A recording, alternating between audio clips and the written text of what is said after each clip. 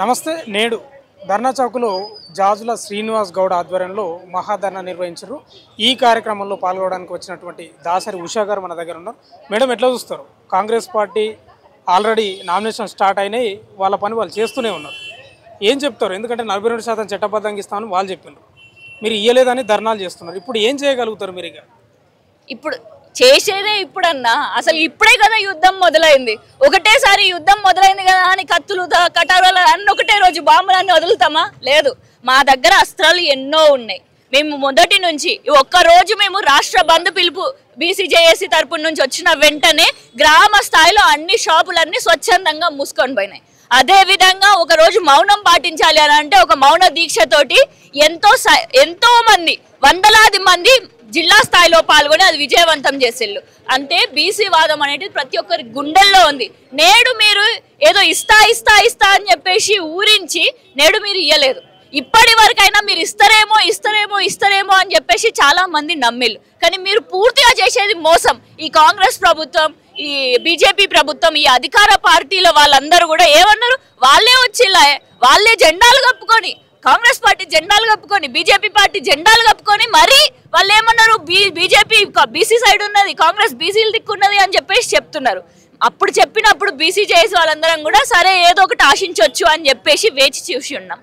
కానీ నేడు సమయం, ఆ వేచి చూసే సమయం అయిపోయింది.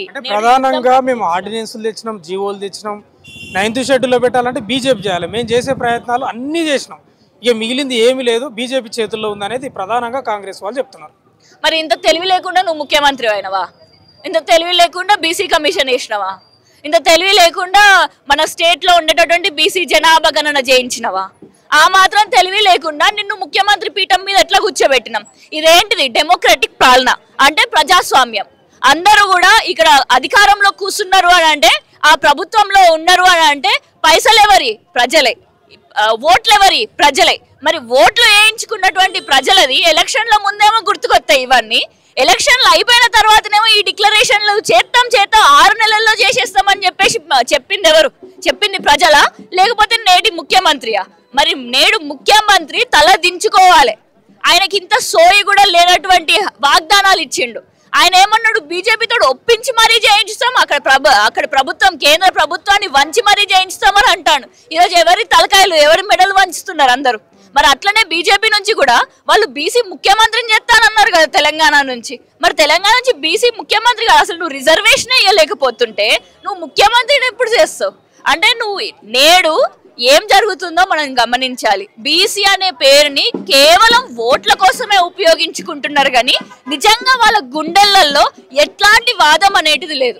బహుజన వర్గాలని కానీ, శ్రామిక వర్గాలని కానీ వాళ్ళు చూసుకుందాము అనేటటువంటి ఆలోచన ఎన్నడూ లేదు వాళ్ళకి కేవలం ఒక ఆధిపత్య ధోరణిలో వాళ్ళకి ఎప్పుడు కూడా ఆ పీఠం వాళ్ళ చేతుల్లో ఉండాలి అని చెప్పేసి ఆ దృష్టిలోనే చూసుకుంటారు. కానీ బీసీలం ఎప్పుడైతే బయటికి వస్తామో, నేడు మనం చూస్తూనే ఉన్నాం అటాకులు జరుగుతున్నాయి. సర్పంచ్ ఎన్నికలలో మనం నామినేషన్ వేయడానికి వెళ్ళిన వాళ్ళపైన, బీసీల పైన, బీసీ బిడ్డల పైన, జనరల్లో మీరు నామినేషన్ వేస్తున్నారా అని చెప్పేసి అటాకులు చేస్తున్నారు.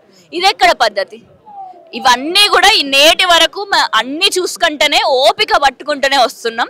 కానీ ఓపిక నశించితే ఒకనాడు సర్దార్ సర్వాయి పాపన్న గౌడ పైన కూడా ఈ విధంగానే ఓపిక నశించే విధంగా ఆయన పైన దుర్మార్గమైన చర్యలు చేస్తుంటే ఆయన సహించలేక గోల్కొండ కిలానే లాస్ట్ కి ఆయన చేతుల్లోకి స్వాధీనం చేసుకోవడం జరిగింది. గోల్కొండ కిలానే ఏలినటువంటి రాజు సర్దార్ సర్వాయి పాపన్న. ప్రధానంగా చెప్పండి, బీసీ మేధావులు మాట్లాడుతున్నారు. గతంలో బీఆర్ఎస్ 33 నుంచి 23కి 22కి తెచ్చింది. కాంగ్రెస్ కూడా ఏం పెద్ద మార్పు ఏం లేదు, అందరూ దొంగలే. అన్ని పార్టీలు బీసీల ఓట్ల కోసం మాత్రమే వాళ్ళ హామీలు ఇస్తారు తప్ప నిజమైన బీసీలకు అసలు న్యాయమే జరుగుతలేదు. వాళ్ళ ఓట్లు వాళ్ళు ఎప్పుడు వేసుకుంటారో అప్పుడే న్యాయం జరుగుతుందని మేధావులు చెప్తున్నారు. నిజమేనాది? బరాబర్ నిజమే. 100%, 100కి 100% నిజమే అది. ఎప్పుడైతే బీసీలు అందరూ కలిసి బయటికి వస్తారో అప్పుడు నిజమైన స్వతంత్రం వచ్చినట్టు బీసీలకి. మరి తెలంగాణ ఉద్యమం కూడా ఒకటే రోజులో రాలే, కానీ కానీ తెలంగాణలో ఉండేటోళ్ళు అందరూ కూడా ఒకనాడు ఏకమయ్యారు కదా. ఆ ఏకం అవ్వడానికి సమయం పట్టొచ్చేమో. ఇంట్లో ఎన్నో పనులు ఉంటాయి, ఇంట్లో కుటుంబాన్ని చూసుకునేటిది ఉంటుంది, ముందుకు వెళ్ళడానికి ఉంటుంది, ఎన్నో అప్పులు కొంతమంది చేసి ఉంటారు, వాళ్ళ కుటుంబం వాళ్ళ పోయిన తరాల వాళ్ళు, అది కూడా తీర్చుకునేటటువంటి రోజులు ఇవి. ఒక్క గుంట భూమి లేకుండా కూడా ఎన్నో బీసీ కుటుంబాలు ఉన్నాయి. మరి ఈ విధంగా కేవలం శ్రమనే నమ్ముకొని జీవిస్తున్నటువంటి బీసీలందరికీ కూడా మరి ఈ విధంగా ముందుకు రావాలి అని అంటే ఖచ్చితంగా రోజు ఉద్యమాలు చేసుకుంటూ మనం ఒక బలాన్ని ఇస్తే ఈ బీసీలందరూ కూడా ఏకమవుతూ ముందుకు వస్తూ ఉంటారు. ఒకనాడు మనం చూసినాం, అందరం భారతీయులమే అని అనుకున్నాం, కానీ ఏమైంది, బ్రిటిష్ వాళ్ళు వచ్చిళ్ళు వెనకాల గుంట నక్కలు లెక్క కొంతమంది మన భారతదేశాన్ని ఓపెన్ చేసినప్పుడు లోపలికి వచ్చి దోచుకొని పోవడం జరిగింది. నేడు కూడా అట్లాంటి గుంట నక్కలు ఇంకనే ఉన్నాయి. ఆ గుంట నక్కలు ఎప్పుడైతే వాళ్ళకి తగిన బుద్ధి చెప్తామో అప్పుడు ఆటోమేటిక్ గా బీసీలందరూ కూడా ఏకమైతేనే ఉంటారు. ఒకటి చివరిగా చెప్పండి, తెలంగాణలో బీసీలు 2 కోట్లకు పైగా ఉంటారు. బీసీలంతా ఐక్యంగా నిలబడి ఒక పార్టీ పెట్టుకుంటే వీళ్ళతోటి ఏం పంచాయతీ అనేది కొందరు మేధావుల నుంచి వస్తుంది. వీళ్ళని ఎందుకు అడుక్కోవాలి, మనం ఒక పార్టీ పెట్టుకుంటే బెటర్ కదా, ఎందుకు ఐక్యం కాలేకపోతారు అంటే ఏం చెప్తారు ఒక బీసీ నాయకురాలు? ఐక్యంగానే ఉన్నారన్నా, ఎందుకంటే మనం పార్టీలలో పుట్టలే. నేను ఎవరు కూడా ఇక్కడ పుట్టిన వెంటనే కాంగ్రెస్ జెండా వేసుకోలే, బీజేపీ జెండా వేసుకోలే, బీఆర్ఎస్ జెండా వేసుకోలే. పుట్టింది మన అందరం ముందు బీసీ కులంలోనే. ఆ కులం మనకి సచ్చేంత వరకు, సచ్చినా కూడా మన అదే కులం అవుతుంది. మరి ఈ విధంగా మనందరిట్లలో కూడా మన గుండెలలో బీసీ కులం అనేటిది ఉంది. కానీ బయటకు వచ్చినప్పుడు ఎంతో మంది బెదిరిస్తున్నారు, భయభ్రాంతులకి గురి చేస్తున్నారు, తాయిలాలకి ఆశపడుతున్నారు. మరి పొట్టకూటి కోసం ఎన్నో విధంగా అలమటించిపోతున్నారు నేడు. దానివల్ల బీసీలు వెనకాల అడుగు, అక్కడే అడుగు వేసిళ్ళు కానీ వెనకాల అడుగు ఎప్పుడు వేయట్లేదు. మరి దాన్ని ముందుకు తీసుకొని వెళ్ళే ప్రయత్నము అని అంటే మీకు తెలిసిందే రాజకీయ కోణం అనేది ఎంతో ఉంటాయి.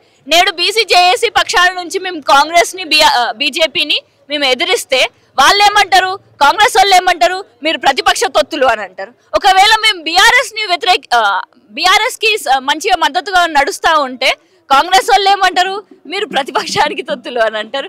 ఒకవేళ మేము కాంగ్రెస్ సైడ్ ఉంటే మీరు అధికార పార్టీ తొత్తులు అని అంటారు. ఈ విధంగా చెంచాగిరి అనేటిది, ఈ విధంగా ఎప్పటి నుంచో దుమ్ము లేపడం అనేటిది, బురద చల్లడం అనేటిది ఎప్పటి నుంచో ఉండేటటువంటిది. మన కులాల నిర్మాణం కూడా ఆ విధంగా ఒక బ్రాహ్మణికల్ సొసైటీ కల్చర్లో బ్రాహ్మణులు తల దగ్గర ఉండాలి, క్షత్రియులు భుజాల దగ్గర ఉండాలి, బీసీలు పాదాల దగ్గర ఉండాలి, శూద్రులు అందరూ కూడా అని చెప్పేసి, ఇంకా అతి శూద్రులు ఇంకా దాని కింద పాదాల కింద ఉండాలి అని చెప్పేసి ఈ విధంగా ఒక కుల వ్యవస్థని ఈ 2000 సంవత్సరాల నుంచి మన జడలల్లో, మన బుర్రలలో, మన రక్తంలలో అన్ని నరాల కూడా ఎక్కించేళ్ళు.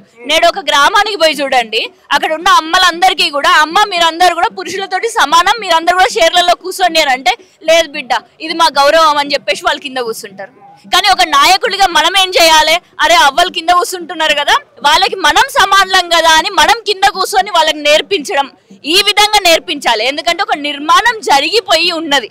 సో ఆ కుల నిర్మాణం ఆల్రెడీ జరిగి ఉంది కాబట్టి నేడు ఈ బీసీలందరికీ కూడా మనందరి వాటా ఇది భయ్యా అని చెప్పేసి మనం అర్థం చేయించి మరి వాళ్ళని తీసుకొని వచ్చేటిది ఉంటుంది. వాళ్ళకి ఆల్రెడీ అర్థమైంది, అందుకనే మొన్న ఎంతో సక్సెస్ఫుల్ అయిపోయింది మొన్న ఇచ్చినటువంటి బంద్ పిలుపు. మరి అలాంటిది వాళ్ళు ఇప్పుడు ఊర్లో నుంచి పట్టణానికి వచ్చి, పట్టణం నుంచి హైదరాబాద్కి వచ్చి, హైదరాబాద్ నుంచి ఢిల్లీ గద్ద వరకు పోవాలి అని అంటే మరి ఎంతో శ్రమ చేయాల్సి ఉంటుంది, ఎన్నో పొట్టలు కాలాల్సి ఉంటుంది. ఆ పొట్ట కాలడానికి కూడా సిద్ధమై మేమందరం సిద్ధం చేస్తూ మరి మేమందరం ముందుకు వెళ్తున్నాం. మరి దీనికి మీ ప్రెస్ మీడియా మిత్రులందరూ కూడా సహకరిస్తున్నందుకు పేరున ధన్యవాదాలు. అంటే ప్రధానంగా బీసీలకు సంబంధించి కాంగ్రెస్ నెట్ట నిలువున ముంచింది, 42% చట్టబద్ధంగా ఇస్తామని చెప్పి పూర్తిగా మోసం చేసిందని చెప్తున్న పరిస్థితి కనిపిస్తుంది. వీడియో జర్నలిస్ట్ గణేష్తో భాను, ఇంద్ర పార్క్.